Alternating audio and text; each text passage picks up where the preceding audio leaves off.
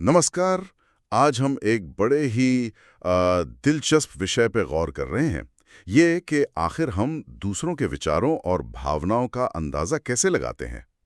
हमारे पास the art of इन्फरिंग thoughts नाम के स्रोत से कुछ ज़रूरी बातें हैं इस पर। देखिए, सबसे पहले तो ये साफ कर लें, कोई किसी का दिमाग सचमुच पढ़ नहीं सकता है। जिसे लोग मन पढ़ना कहते हैं, वो असल में ध्यान से देखने, हमदर्दी जताने और सही सवाल पूछने का हुनर है, एक तरह से। इसके जरिए हम सबूतों के आधार पर किसी के विचारों, भावनाओं और इरादों के बारे में बेहतर अंदाजा लगा पाते हैं। तो आज हम इसी को थोड़ा गहराई से समझने की कोशिश करेंगे। कैसे व्यवहार, माहौल, शब्दों का विश्लेषण करके इन अंदाजों को और सटीक बनाया जा सकता है। चलिए शुरू करते हैं। बिल्कुल। देखिए, सबसे बुनियादी बात ये है कि इंसान अपने विचार सीधे तौर पर जाहिर नहीं करते हैं। ये तो है, हम उनके बर्ताव, आसपास के हालात यानी संदर्भ और उनकी कही बातों के जरिए ही उनकी मानसिक स्थिति का अनुमान लगाते हैं। इसमें कुछ अहम सिद्धांत काम करते हैं। पहली चीज तो ये कि किसी व्यक्ति का आम बर्ताव कैसा है, मतलब उनकी बेसलाइन क्या है, ये जानना जरूरी है। अच्छा, बेसलाइन। हाँ, अगर वो उससे हटकर कुछ कर रहे हैं तो उस पर ध्यान देना चाहिए। वो एक संकेत हो सकता है। दूसरा, संदर्भ या हालात, ये बहुत मायने रखते हैं कि भाई मौजूदा स्थिति क्या है, पहले क्या हुआ है, रिश्ते कैसे हैं। हाँ, ये सब चीजें। ये सब उनके संभावित विचारों को एक शक्ल देते हैं। और तीसरा, किसी एक इशारे पर भरोसा करने के बजाय कई चीजों को एक साथ देखना जरूरी है।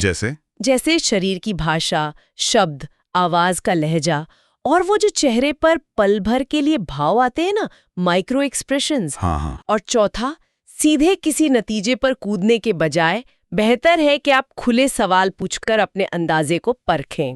सही कहा।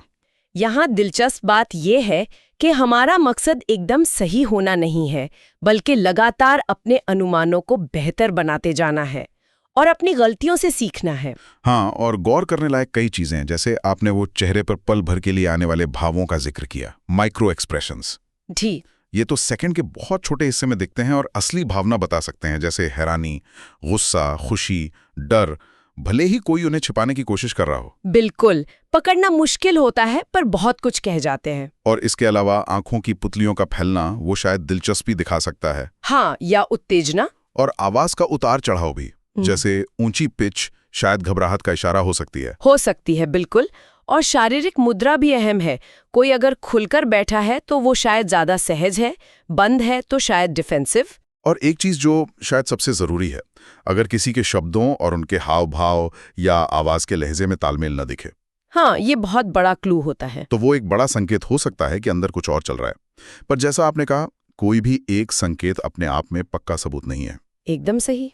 और इन अनुमानों को परखने के कुछ कारगर तरीके भी हैं।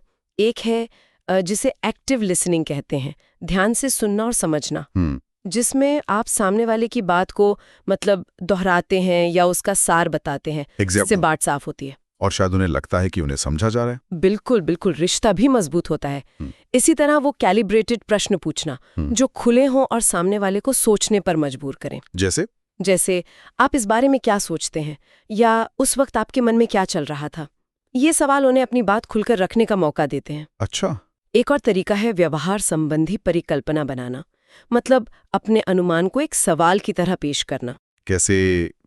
जैसे ये पूछना कि क्या ऐसा हो सकता है कि आप इस वजह से कुछ परेशान महसूस कर रहे हो। ओके, मतलब सीधा इल्जाम नहीं लगाना। हाँ, इससे टकराव की नौबत नहीं आती। और अगर अंदाजा गलत भी हो तो उसे सुधारने का मौका मिलता है।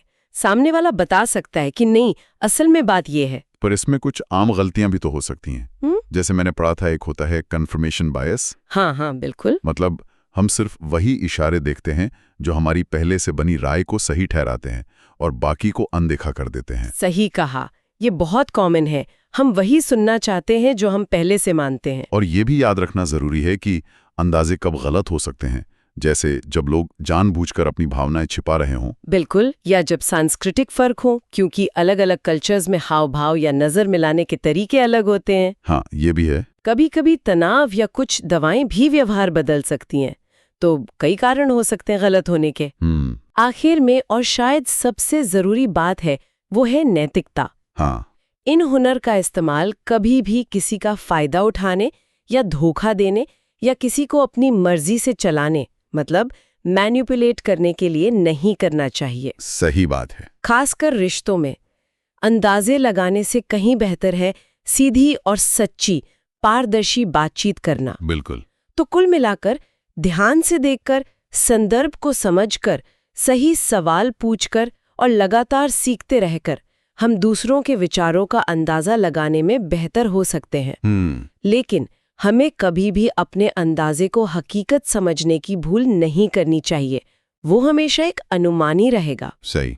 इन क्षमताओं का सही इस्तेमाल तो बातचीत और आपसी समझ मतलब सहानुभूति को बेहतर बनाने में है। अब आगे सोचने के लिए एक बात छोड़ जाती हूँ। बताइए। जब हम किसी और के नजरिए को समझने की कोशिश कर रहे होते हैं तो ऐसा करने से पहले अपनी खुद की धारणाओं और पूर्वाग्रहों पर सवाल उठाना कितना जरूरी है?